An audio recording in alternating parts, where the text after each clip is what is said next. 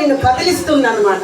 ఆ అంటే కదిలేయడం అంటే ఏంటంటే ఇక్కడ ఒక మేల్క, ఆ మేల్క ఏంది, ఇప్పుడు వరకు మనం ఎలా ఉన్నాం, అసలు ఇక్కడ ఏం జరుగుతుంది, వీళ్ళు ఏం చెప్తున్నారు, అసలు ఇప్పుడు దాకా మనం ఎక్కడున్నాం, మనం ఏం చేస్తున్నాం, మన పుట్టుకు ఏందని చెప్తా ఉంటారు అనమాట. అయితే ఇక్కడ ఆ మొదటి అచలము నెరిగించదా అన్న దానికి కూడా మనకి విషయం ఏం చెప్పాడంటే ఆయనే చెప్తున్నాడు.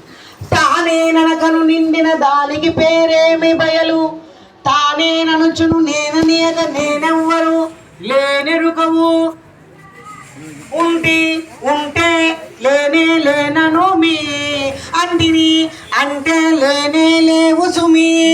అయిపోయి అందరిది అయిపోయింది. ఒరే ఏందంటే గురువు చెప్పాడు కదా, ఉంటే అయ్యా ఉంటే లేనే లేనను మీ అండి అన్నానయ్యా, అన్నావు కదా లేనే లేవు సుమి.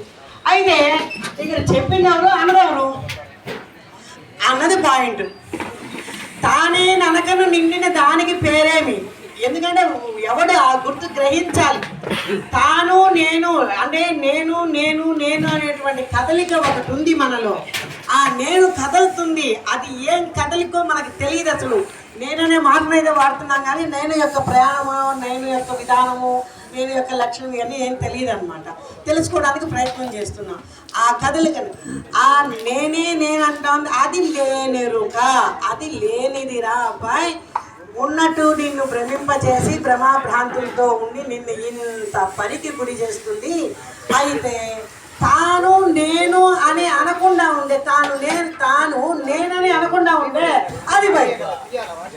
అందుకనే ఆయన కూడా 3 మంత్రాల్లో చెప్పాడు, 23 ప్రకటనలో చెప్పింది అదే, 3 మంత్రాల్లో చెప్పింది అదే, గ్రంథాల్లో చెప్పింది అదే, ఇంత గ్రంథంలో కూడా చెప్పింది అదే.